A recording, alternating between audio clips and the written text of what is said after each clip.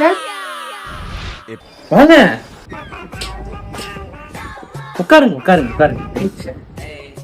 Sir கொடுங்க.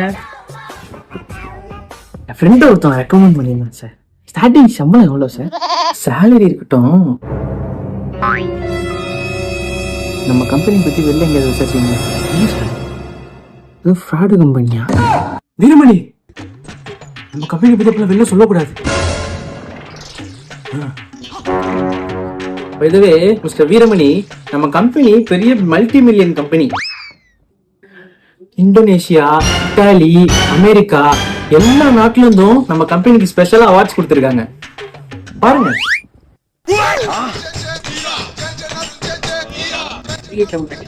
Tea coffee சாப்பிடுறீங்களா? அதெல்லாம் வேணாம் சார். சாப்பிடுங்க வீரமணி, நம்ம கிளைண்ட் ஆயிட்டீங்க. மிஸ்டர் மணிகண்டன் எங்க இருக்கீங்க? சொல்லுங்க. நியூ எம்ப்ளாயி வந்திருக்காங்க, டீ எடுத்துட்டு வாங்க. ஆல்ரெடி பாக்கி இருக்கு, நீ ஏன் தரணும்? டீ கிடையாது, ஒண்ணும் கிடையாது. கடை இல்லையா? கடனும் இல்ல, போன வைங்க. சரி ஓகே. பாத்தீங்களா, உங்க நேரத்துக்கு டீ கடை கூட இல்ல. அதை விடுங்க மிஸ்டர் வீரமணி, நீங்க பல கோடிக்கு லட்சாதிபதி ஆக போறீங்க. என்னது? பல கோடிக்கு கோடீஸ்வரன் ஆக போறீங்க வீரமணி. அப்புறம் லட்சமா சம்பாதிக்கலாம். காட்டுல பணமாலதான். வீரமணி, கோடியில பொருள போற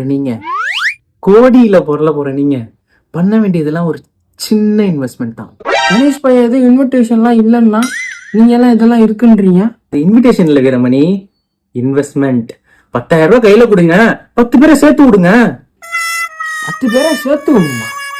எனக்கு வேலை வேணாம் சார், என்கிட்ட கையில அவ்வளவு காசு இல்லை சார். காசு இல்ல, அது இல்ல, மயிர்லன்ட்டு மனுஷாடா நீனு. சாரி மிஸ்டர் வீரமணி, நம்ம எதுக்கு மோதிரம்? கழட்டி விடுங்க மோதிரம். எதுக்கு மோதிரம்? மோதிரத்துல யோசிக்க கூடாது. கோடீஸ்வரங்க நீங்க நாளைக்கு.